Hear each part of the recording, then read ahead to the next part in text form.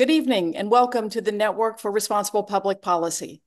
I'm Jenny Smith-Wilson, a trustee of NFRPP. We're so happy you've joined us tonight. If you've been with us before, you know that the Network for Responsible Public Policy connects people with thought leaders who educate and inspire. Tonight, we're pleased to welcome back our good friend, Christopher Beem, author, professor, and podcast co-host. Chris is the managing director of the McCourtney Institute for Democracy at Penn State. He's a research professor of political science and affiliate faculty in the Rock Ethics Institute. He's the author or co-editor of 6 books. His latest, The 7 Democratic Virtues, was published in 2022 by Penn State Press.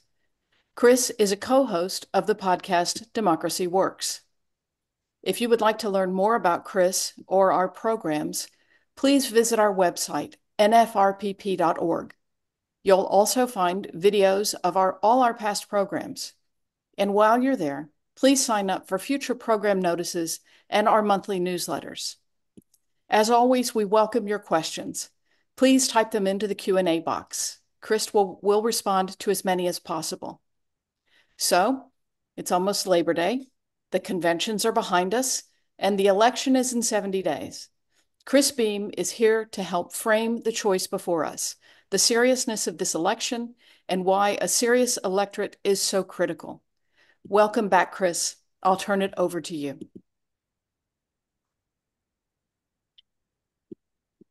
I turned over. You're turned over. I am. Okay, great. I only see you. All right. Sorry about that. All right. Well, thank you, Jenny. That was a very nice introduction, and thank you for agreeing to pitch it as a host and moderator. And thanks to Rhoda and the NFRPP for nudging me to think about these questions, and thanks to all of you for being here. So the title of the talk is "A Serious Election Demands a Serious Electorate." A couple of things I want to say up front. I wrote that title, came up with that title in June, I think.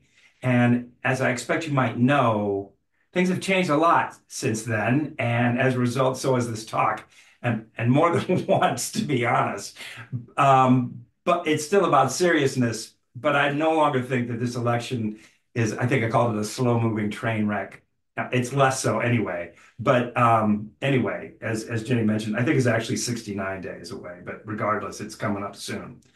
Second, I want to say that unless you got lost in some kind of a forest of algorithms, you have given up a perfectly good evening to listen to a lecture with that title, which means you are absolutely positively not the people who I should be talking to. In fact, I would go so far as to say that if there is a Preaching to the Choir Hall of Fame, this talk probably qualifies. Anyway, here we are. I still believe that this is a serious election and that seriousness is therefore something that's required of all of us right now. But it is going to be clear to you very quickly that I'm not even-handed about this election. If you are a Trump supporter, you are certainly not going to like what I have to say. But I hope you hear me out anyway. And let me finally say, not apropos, that I'm speaking for myself and not for the McCourtney Institute or Penn State. So, all right. Let me start with the connection between democracy and seriousness. Compared to just about every other form of government, democracy makes demands on us. In a democracy, the people rule. And that means that all of us have this little slice of sovereignty. And that gives us a standard to live up to. We care and we take seriously our role in choosing our government and making our government work. So seriousness is connected to democratic citizenship. And elections are at the core of the notion of democratic sovereignty. We choose who rule us, not the other way around. So elections are always important, and they are especially important for demonstrating seriousness. Now, we don't always have to live up to that standard. There's certainly no requirement, certainly no law that we have to. And what's more, if democracy is working the way it should, it's okay if we don't. Politics is important, but there are other things that can be, and for that matter, should come before politics. Sociologist Michael Schutzen has a model of democratic citizenship that he calls parents at the pool. So parents are reading a book, chatting with friends, whatever it is. And what's going on in the water does not have their full and undivided attention. But if and when something happens, they're ready to jump in. Well, right now, our democratic pool is in desperate need of adult intervention. We need to jump, we need to be serious, and that's what I want to talk about. Again, elections are at the core of this notion of democratic sovereignty. But how should we think about them? How should we think about elections? How should we think about our role and our choice? There are at least two ways. One, an election gives me the chance to have my say, to express what is important to me and what values I hold. So voting is a means of self-expression. Now, it is a rather crude instrument in this regard, right? You have a very limited number of choices. But still, choosing is a way of saying, these are my values and this is what I think. The other way to think about an election is to see it as a hard choice between two and only two operative options. In the United States, almost without exception, that's the case. And to make this either-or choice, we ask ourselves, which choice is more likely to result in a better future for me and or for the nation as a whole? This way of thinking is more strategic, more generally political, if you will. Certainly is far less oriented around the idea of my vote as a means of self-expression. Now, these two notions track nicely with the parents at the pool analogy. If democracy is going along pretty well, then likely the stakes associated with any one election are not that big. Think about the Obama-Romney election in 2012, which was just 12 years ago, by the way. It seems a lot longer than that. Everyone had their preference. Just about everyone, everyone had their preference, but just about everyone would have acknowledged that either choice was legitimate and neither choice would have undermined the nation and its future. So in this context, a vote that's centered on self-expression is less concerning. But when the stakes are as high as they are in this election, and when we find ourselves confronted with the possibility that Donald Trump could once again become president, the legitimacy of self-expression diminishes to the point of irresponsibility. Just like circumstances around the pool sometimes requires more of our attention, circumstances right now mean we should be worried about the outcome, more worried about the outcome than we are about ourselves. We must respond appropriately to these serious circumstances, and that means we must be serious. And that is pretty much exactly what I would say to anyone who plans to vote for Jill Stein, Cornel West, or whoever it might be. Now, there are lots more examples of seriousness, of what I would take to be seriousness. On the left, the people who rightly decry the slaughter of so many innocents in Gaza often ignore the prospects of a Trump election on those very issues. Trump has promised to cut off all aid to U.S. aid to Palestinians, to bar refugees from Gaza, and to expel immigrants who even sympathize with Hamas. For those who marched in Chicago just a couple of weeks ago, and who speak so ardently on behalf of the Palestinians, if that is why you march, then how can you sit out this election? Moving to those in the middle, for many, the issue that most concerns them is inflation. But a serious person should know that Trump has been explicit about his plans to institute a new raft of tariffs on all foreign goods. at least 10%, and maybe 20% on all goods from all countries, and maybe a lot more for China. Now, there are 16 Nobel-winning economists who argue that if enacted, such a tariff would cause inflation to rise dramatically, raising costs for a typical American family by at least $1,700 a year.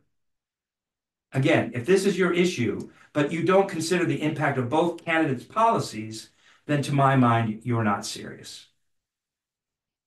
Now, these are important issues, but I only gesture at them because they pale next to the biggest example of unseriousness, and that is where I want to focus. I do so because the issue here is to my mind, much more important. I want to argue that Trump and his supporters represent a grave threat to our democracy. His actions and theirs are what make this such a serious election.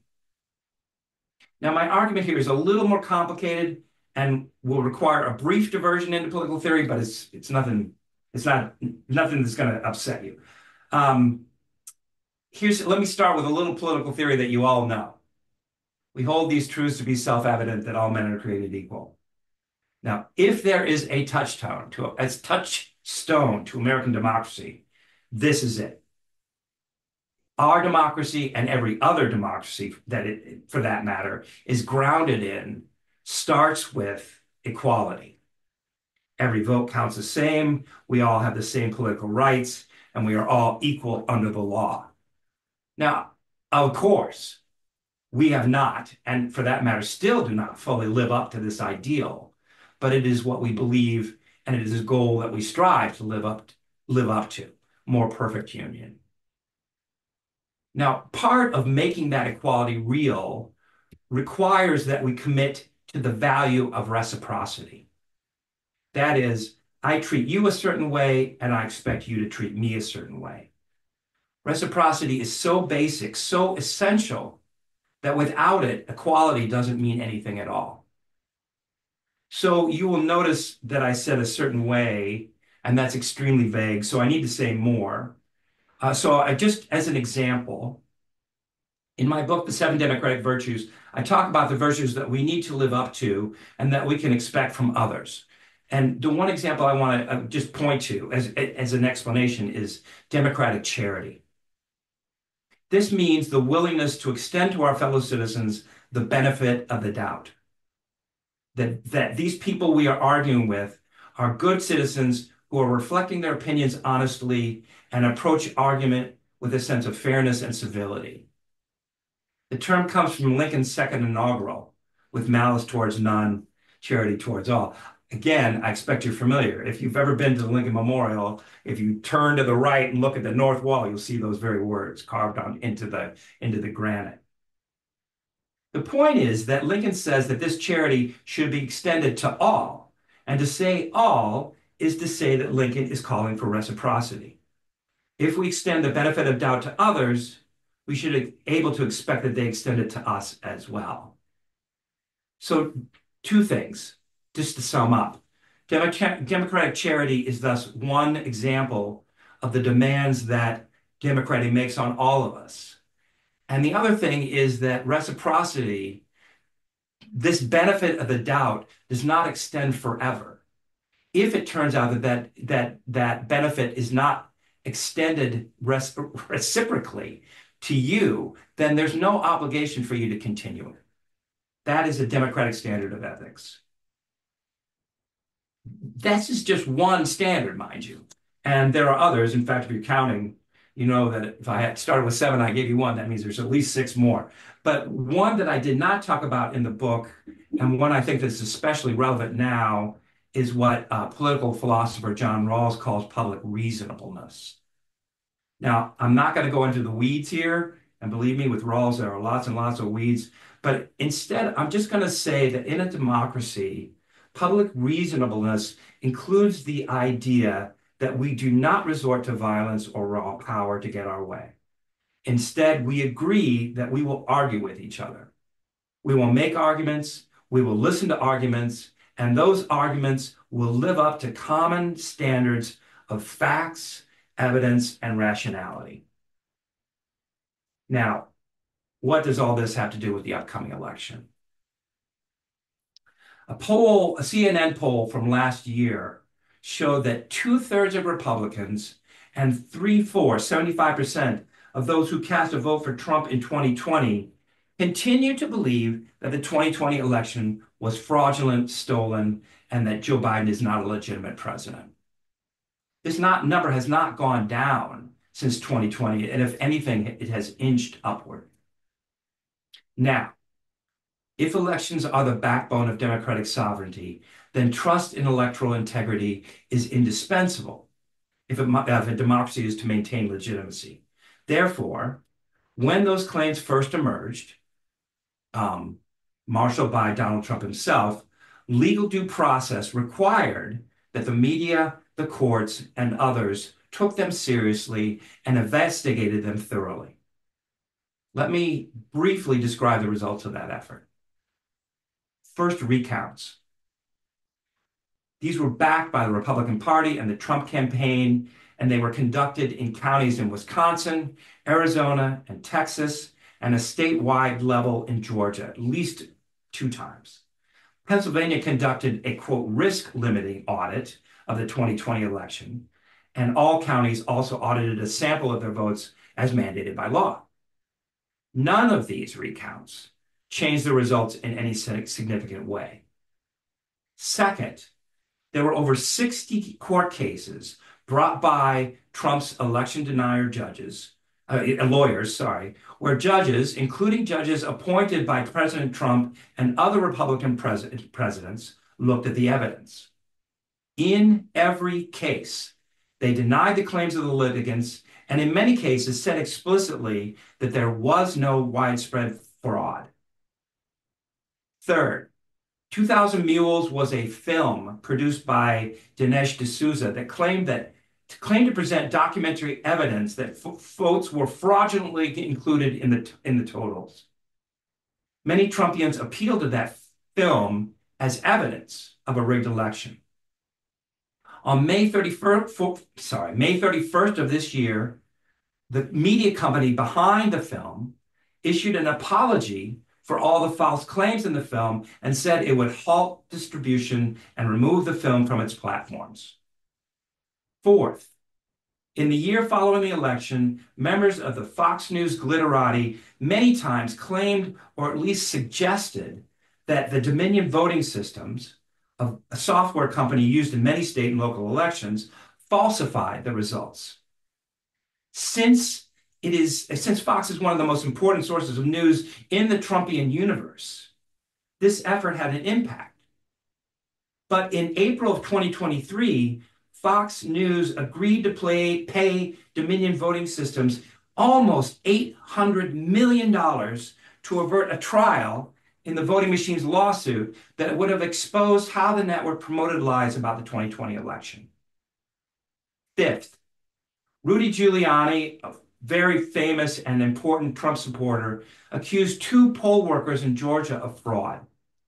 Those workers sued Giuliani and were awarded a $148 million judgment after a judge found Giuliani guilty of defaming the 2 women. Giuliani has also been disbarred from New York for lying about the election. What happened to Giuliani is not unique. Another Trump attorney, Jenna Ellis, has reached plea deals in Arizona and Georgia for engaging in, quote, dishonesty, fraud, deceit, and/or misrepresentation.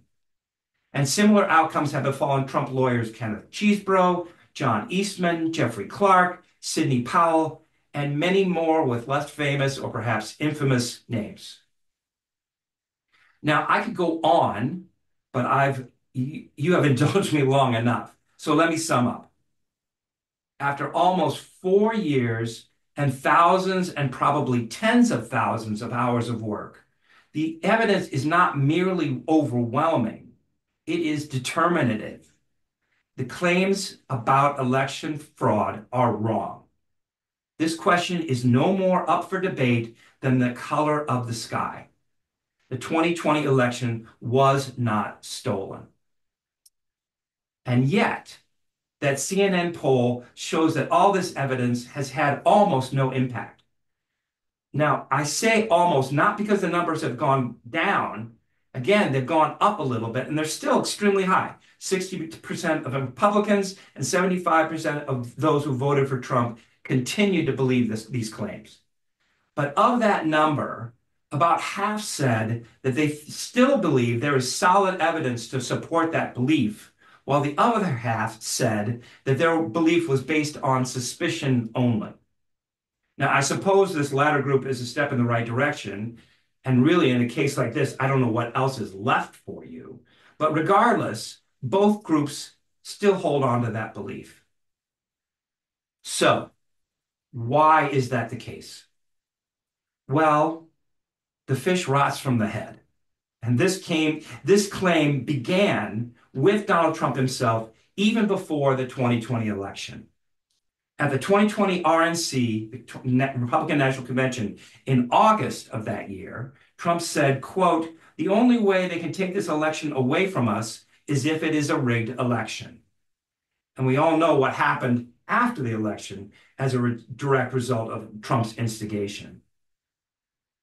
What is more, he continues to make this very same claim. In a rally in July in Minnesota, he said, quote, "They cheated in the last election and they're going to cheat in this election." Finally, let me note that neither a spokesperson for the RNC nor Donald Trump denied a Washington Post report that said prospective RNC employees, i.e., those applying to work for the Trump campaign, are being asked directly if they believe the 2020 election was stolen. Now, I could go on here as well. I have, for example, said nothing about those election deniers who hold offices that make them responsible for certifying the 2024 election, all the way from governors to county clerks. But my point is that these people, as well as tens of millions of other Republicans, can continue to believe a claim that is categorically, undeniably false. Now, let me be clear that I do not believe that MAGA Republicans have lost the ability to reason. Their brains work just like anyone else's, and they are no more or less subject to human failures than any of us. What's more, I know from my own experience that there are many MAGA people who are not bad people. I know Trump supporters who are deeply moral and who I would trust with my last dollar.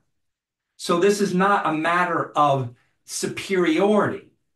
But in this specific instance, these tens of millions of Americans have abandoned the standards of democratic citizenship. They have abandoned public reasonableness and they have abandoned reciprocity. They continue to believe a claim that is no longer one that their fellow citizens are obliged to respect. And as a result, our democracy is endangered. Now, election denial is just one example of this abdication of public reasonableness. In fact, there are lots more. I want to give you one other example briefly. Consider that there are a host of words that are used regularly, literally ad nauseum, by Trump and the MAGA right to both assert and justify their opinions. Hoax, crooked, rigged, witch hunt, fake news, woke, deep state. In terms of public reasonableness, one must insist that these are not arguments.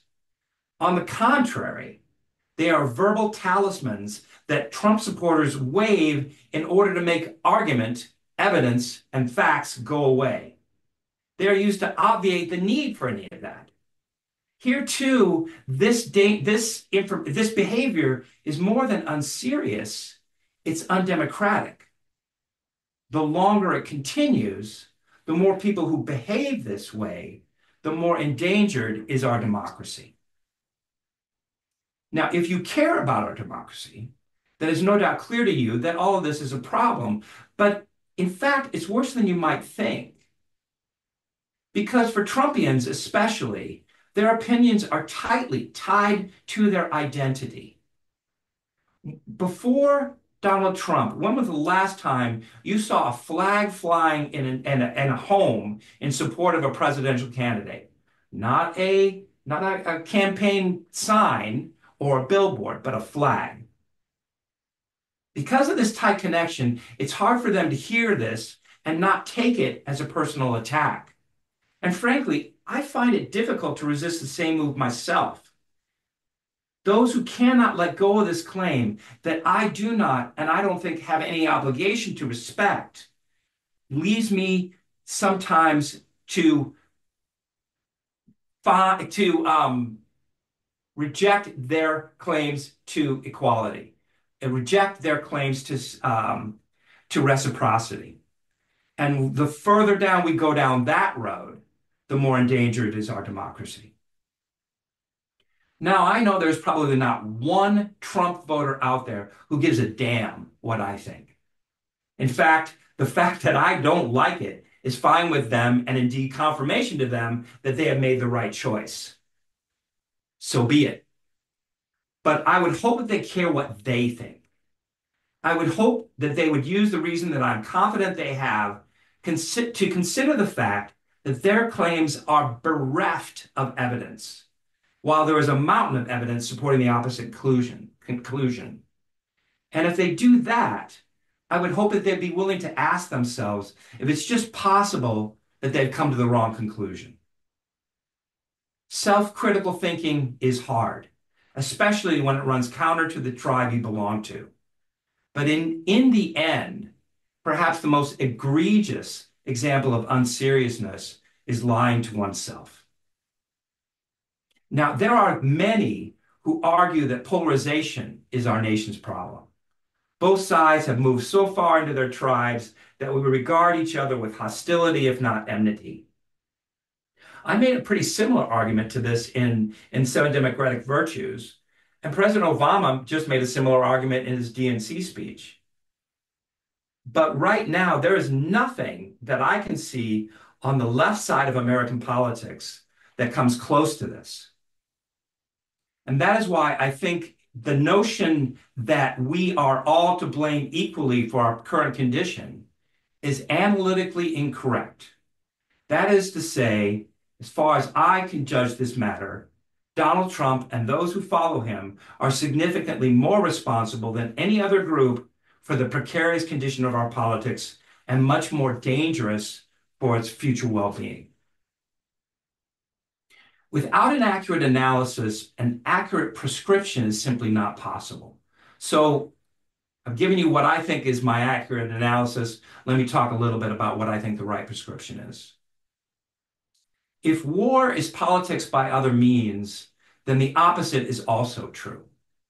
Indeed, democracy exists because human beings had to develop a way to disagree vehemently with each other and yet continue to exist peacefully together.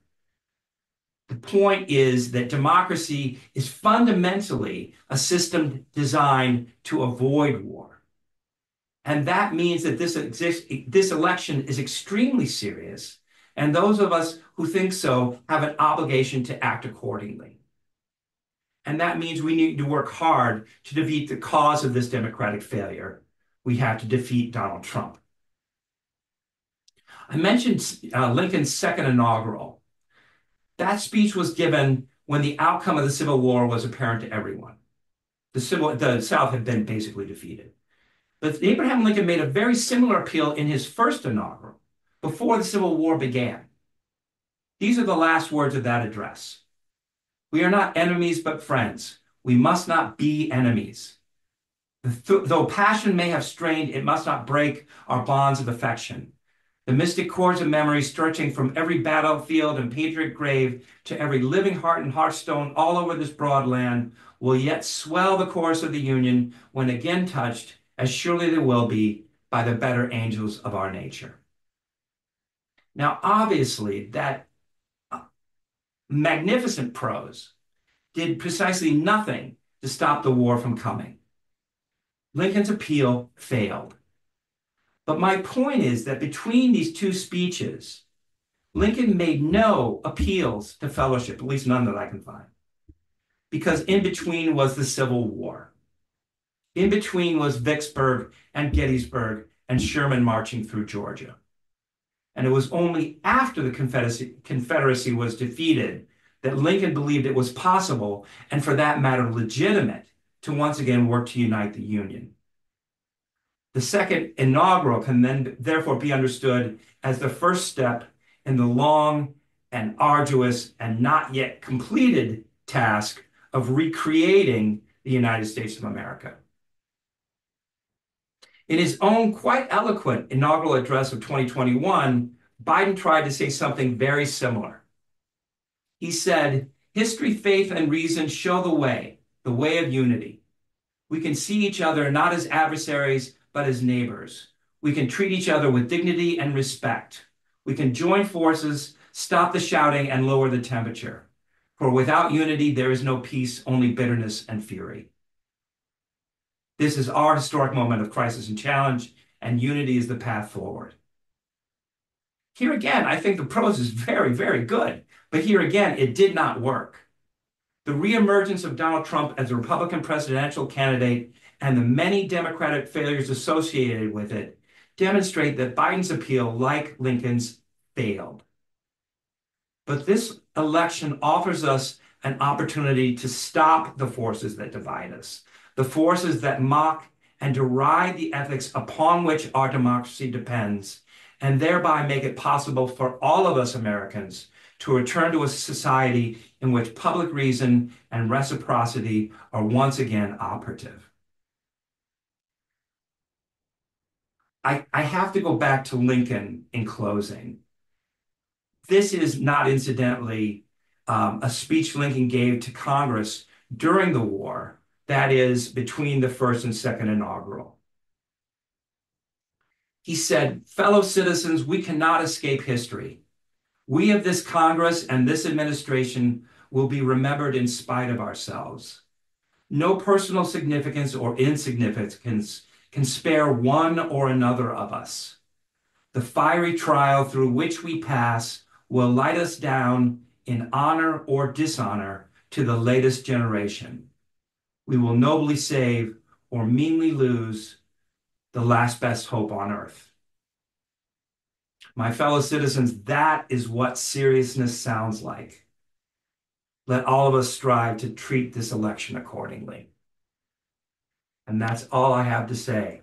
And Jenny, if you can come back, we can start, we can get questions. Okay, great. We do have some good questions. So Good. I'll just start at the top, first one that came in. Okay, kind of a nice range here. What would you say to voters who are frustrated with feeling their votes don't count due to the electoral college and gerrymandering? Wow, I actually feel like that question is a setup. For the podcast, this very day, we recorded an interview or an episode on the interstate compact on election reform, where I won't go into too much detail, but all these states who've agreed to the compact um, pledge that when and if they get to 270 votes of their combined electoral total, that all these states will vote for the winner of the popular vote. And the reason for that is precisely because of the problem this person articulated, which is that you have in states like, well, we all know, right? Pennsylvania, Georgia, Arizona, Nevada, North Carolina, Wisconsin, shouldn't forget that one, Minnesota, and Michigan, right? All those states are swing states, and their votes count dramatically more than others, right? There are 45 electoral votes in California, but there's no way they are going to get any attention because everybody knows it's going to go blue. And the same, and well, maybe not so true in this year with Texas, but you can certainly say it about the Deep South, right? Nothing, there's not going to be any change in Alabama, Mississippi, Arkansas, whatever. So it's not fair. And you could even argue that it's a violation of one person, one vote.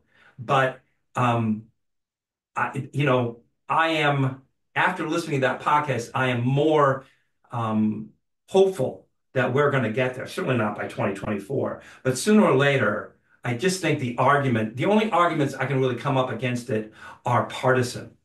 They're they're not democratic or not about fairness. So I completely agree. Okay. Um, Another member of the audience wrote in that they recently had a piece published in the Washington Post in which I questioned the Democratic Party's theme of the politics of joy.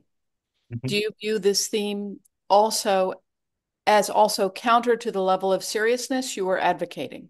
That's a really interesting question. No, I don't. I mean, seriousness doesn't mean um, dour or grim. Matter of fact, in one of the versions of this speech, I recounted the story of a Louisiana governor's race where the Republican nominee was David Duke, who was a former uh, Grand Wizard of the Ku Klux Klan. And the Democratic nominee was someone with serious, I can't remember his name, serious ethical issues. Matter of fact, I think he was indicted. And so there was a bumper sticker that made the way around Louisiana that said, vote for the vote for the crook, not the what was the other word that was the rhyme? I don't remember. Anyway, the point is they were acknowledging that this is a very unusual circumstance, and they did it with humor, but it wasn't that it wasn't serious, right? It was absolutely serious, but it was framing it in a way that was funny. And I think there's no reason to think that that isn't what's going on in the Republican or in the Democratic National Convention, right? Every speech that you heard, while it was acknowledging joy, also um, talked about how we have a lot of work to do. We have to be serious about this. Matter of fact, who was it? Which speech was it where they acted? Oh, it was Kamala Harris who said Donald Trump is not a serious man, but the implications for our democracy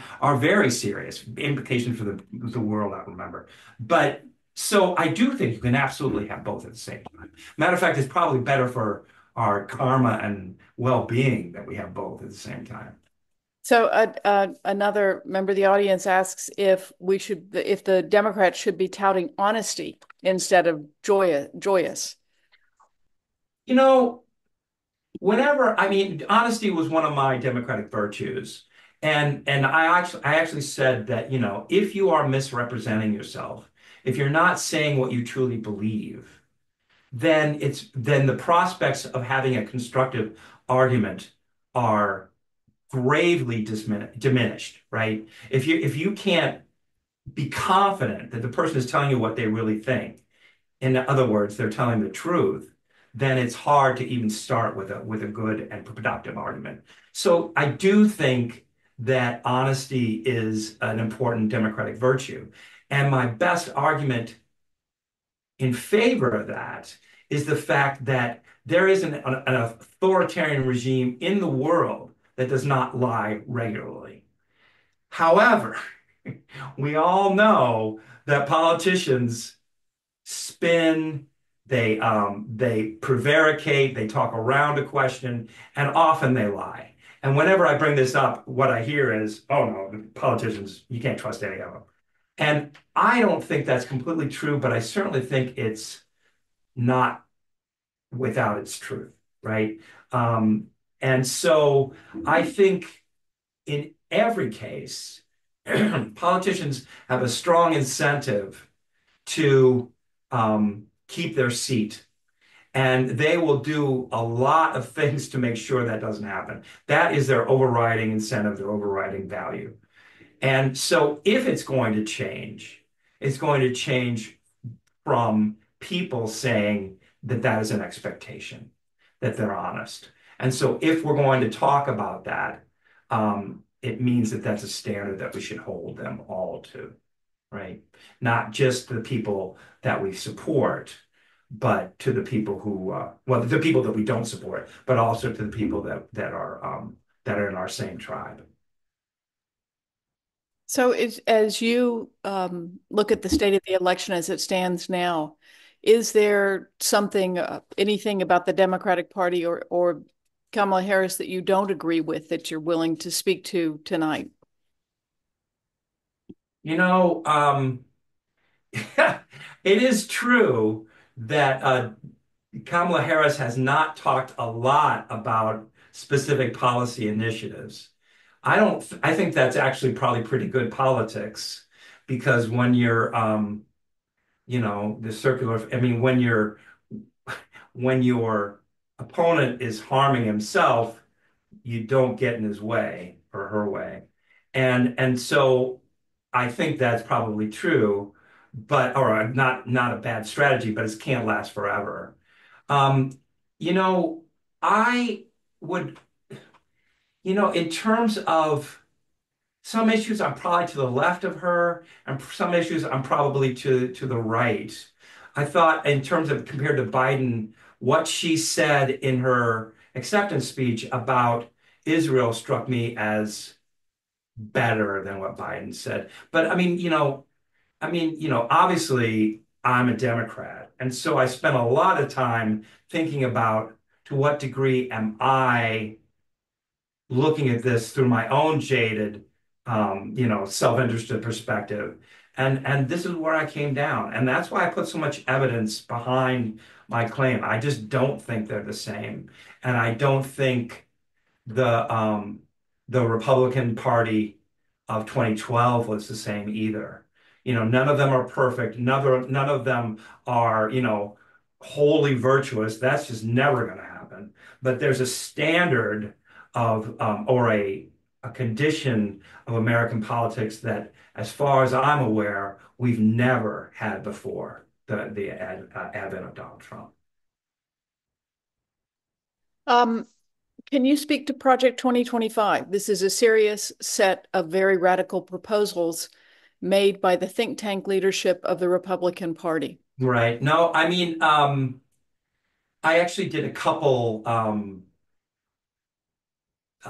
interviews on this subject, and so I did follow it pretty closely. Actually, one of them was Canadian TV saying, "What the hell is going on down there?" I think, yeah, I do think that it is very hard to take Donald Trump seriously when he says, "I have nothing to do with it." Actually, there's this inherent contradiction between, "I don't know anything about it. Some of it I like, some of it I don't." Well, which is it? Those both can't be true, right? Just as a logical matter, those both can't be true. But just even giving it a matter of, or even giving him the benefit of the doubt, just as a misspeaking, I still think it's just impossible to deny that this is connected to the Trump campaign. And I also think it's probably fair to say, I think there were over 30, maybe 36 right-wing think tanks and organizations who took part in this Project 2025. And I think it is almost certainly true that not all of these have any chance of being part of some kind of policy agenda should Trump get elected, right? I mean, there's one about we're gonna ban pornography. I no, there's no way that's gonna happen. And prosecute people. And I also think there's talk about outlawing misoprostol, which is the abortion drug. I mean, some of these are just not viable public policy strategies, no matter who gets in, no matter how much of a sweep Donald Trump has. But I do think I think the thing that scares me the most is one that I think is absolutely possible, which is partisanizing the civil service employees who work for the executive branch. So, if you are working for, say, um, the weather service, or your job is to investigate climate change, and you are beholden to Donald Trump for your employment, and you are expected to say what he thinks is true as opposed to what the science tells you, that would be a terrible outcome for our polity, and I don't think that's at all out of the realm of possibilities. He's also talking about saying he wants to take over the Federal Reserve. Again, the reason why the Federal Reserve is independent is because it is a mistake to make these decisions based on politics. We need to make these decisions based on economics. That's one example that everybody knows, but it would be like, I think he's talking about like, I can't remember exactly, 30,000 employees that would suddenly become, employees of the administration. There's no way. I don't care. I wouldn't want that if anyone said it, let alone Donald Trump. Let's switch to talking about the media and the media's role in all of this, particularly in promoting a lack of what you're calling seriousness. But I also want to sort of incorporate in this a second question that came up in sort of how do we enlist the media in ringing the alarm bells about the stakes of this election, democracy or autocracy? I think there's a connection there to sort of talk around. No, I really think I think that's right. And I share that criticism. I do think that 2016 and even into 2020, the behavior of Trump caught the media flat-footed. They just didn't know how to respond to this kind of, spurning of norms, right? But I think and, and some of it is a matter of discipline, right? So if you can believe that Donald Trump is lying, but you can't responsibly say he's lying because you don't know if someone's lying unless you can get into their heads, right? So all you can say is that Donald Trump has said the same mistruth a dozen times, right? I think you can say, and I think this is where I would push the media, if he said the same falsehood 12, 14, 20, 30 times, then that's not a misstatement. That's a lie. Because he knows full well, I mean, he's heard that it's wrong. He's heard again and again and again that it's wrong, but he continues to articulate it. I think it's a very difficult position for the press to be in. I don't think that the press is so beholden to ratings and profit that they're willing to subvert their journalistic ethics in order to achieve those ends. I think there are some that do, but I think most people, I think you have to give them the benefit of the doubt. And maybe they're not as direct about it as you would like, but yeah, I'm giving a really wishy-washy answer, but I think that's where we are. I just think it's part of our responsibility as citizens to look for the news sources that we think are most responsible and just focus on those. Um, so do you think we're, as a country now, stuck with the cult of personality forever and ever going forward in our elections, whether it's Donald Trump or whoever comes next?